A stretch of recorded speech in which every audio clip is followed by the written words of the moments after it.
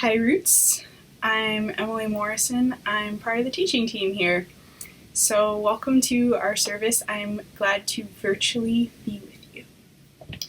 So last week John Lewis died, and he was a leader in the civil rights movement and just this really incredible man of God.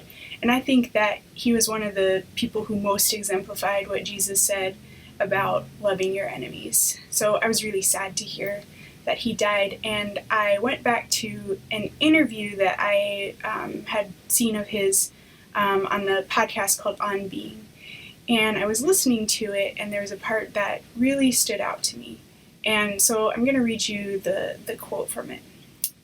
So this is John Lewis, and he says, I've always said, pace yourself, pace yourself. I would tell my wife and say, every fight is not your fight, pace yourself. And I would say it to the young people and others sometimes.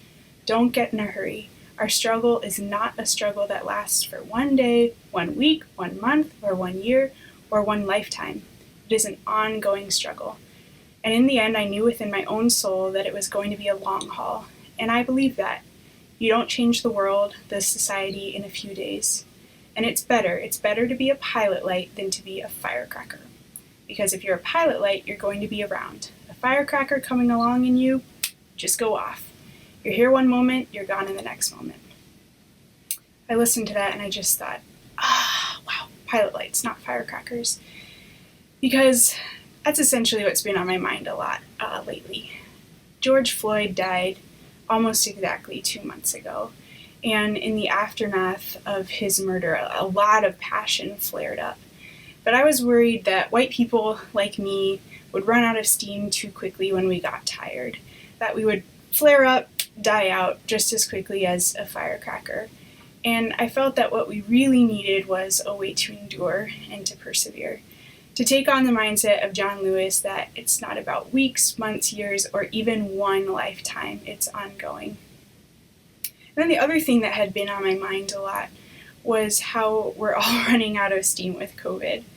Our first Facebook service together was March 22nd, which was 19 weeks ago. Doesn't feel like forever. I was looking back at one of the earliest services, one of our Facebook chats, and there was this bit in there where there was a technical difficulty, and Oshita was saying, okay guys, we're just trying to get the video back, and Kirsten said in the chat, it's okay, we're not going anywhere, and then Alice goes, literally not going anywhere. Oh man, quarantine. But did you notice that at the beginning of COVID, we were all geared up for about a month or so? You know, we leapt into action, we were okay making sacrifices, we pulled together, and then it was kind of like, oh, we are tired of this, and we're kind of bored, like, I'm out. And we sort of just collectively gave up. And I think John Lewis was onto something, because we, as a society, are much better at being firecrackers and pretty terrible at being pilot lights. And I think, especially in our modern world, we have lost the art of perseverance. We don't like discomfort or struggle. I mean, who does? But from my vantage point, it seems like our ancestors at least knew how to endure those things. So I'm concerned because I'm tired out, and I think you're probably tired out. And the thing is, we've signed up to follow Jesus for life, and things aren't going to get easier for us. So we're going to have to be able to endure. We've got to persevere. We need tenacity, and we need to have the fortitude to keep going. Hebrews describes Jesus as one who endured the cross and endured opposition from sinners. And it says that by fixing our eyes on Jesus, we will be able to not grow weary and lose heart. But then, of course, the next question is, well, how? Because if you're already tired and it feels impossible, how do you keep going? It's not as simple as saying, okay, folks, just get out there and keep going. That's never really worked for me, for someone just to tell me that I need to do more of something that's hard. And that's where the song I picked this week really hits the nail on the head. I think it presents us with something that's counterintuitive, something that seems actually counterproductive, but I also think it's exactly the way that Jesus pressed on when he was doing life here. So I'm going to read some lyrics from this song that was written by the head and the heart.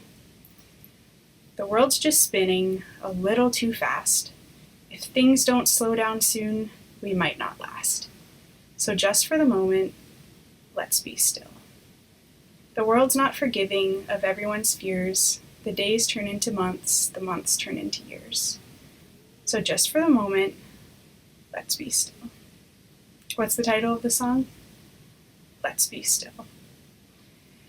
It seems so backwards, right? Like, not read more books, or sign up for seminars, or go to more marches and rallies, or sew more masks, or listen to more press conferences, or drink more coffee, or try harder. Just be still. And I think we've kind of been trying to get through this idea through how we talk about self-care, like treat yourself, have a spa day. But those things don't work in the long run, because being still is a lot deeper than just having a vacation. There's one place in the Bible that actually commands us to be still, and that is Psalm 46:10. But it doesn't just say, be still, period. It says, be still and know that I am God. I will be exalted among the nations. I will be exalted on the earth. So when this world is spinning a little too fast, and we feel that if things don't slow down soon, we might not last, we don't just stop and be still in front of Netflix. We stop and be still in front of God. And who is the ultimate model of this? Jesus. Jesus prays a lot throughout the Gospels, and he very clearly sets the example of withdrawing for prayer. Think about the start of Jesus' ministry. He spent 40 days in the wilderness in solitude, fasting, and certainly praying. Before he called his disciples, he spent the night in prayer by himself. And Jesus would send the crowds away. He would perform these miracles and teach, and then he would say, okay, everybody go home. And he would just spend time in prayer with his Father. Luke 5:16 says, Jesus often withdrew to lonely places and prayed. Or Mark 1:35, very early in the morning, while it was still dark, Jesus got up, left the house, and went off to a solitary place where he prayed. Then, of course, in the Garden of Gethsemane, we know that Jesus prayed before his crucifixion. It was very deep in prayer. So I think Jesus was able to persevere and endure to the end because he was able to be still with his Father.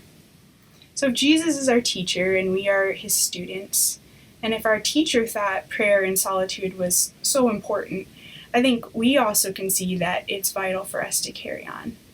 But we also have examples of other saints, and the prophet Daniel was kidnapped and sent to a foreign country, and he was there for the rest of his life. So how did he endure exile in a country that was his enemy? And I think he did that because he knew how to be still before God. He was known for his devoutness, so when his enemies decided to use that against him and he was facing being tossed into a den of lions, what was his response? Daniel 6:10 says, now when Daniel learned that the decree had been published, the decree that no one should worship anyone but the king or be thrown to lions, he went home to his upstairs room where the windows opened toward Jerusalem. 3 times a day he got down on his knees and prayed, giving thanks to God just as he had done before. Daniel's strength came from his habit of spending time with God. Or think of Martin Luther. There's a saying supposedly attributable to him, I have so much to do today that I shall spend the first 3 hours in prayer. I couldn't verify this quote exactly, but I could verify that he had a reputation as a man of great prayer. And in our society, we're in perpetual motion, and that's a really odd thing to do, right? To just stop. Let's for a moment be still. But like the song says, the world's not forgiving of everyone's fears. The days turn into months, the months turn into years. So just for the moment, let's be still.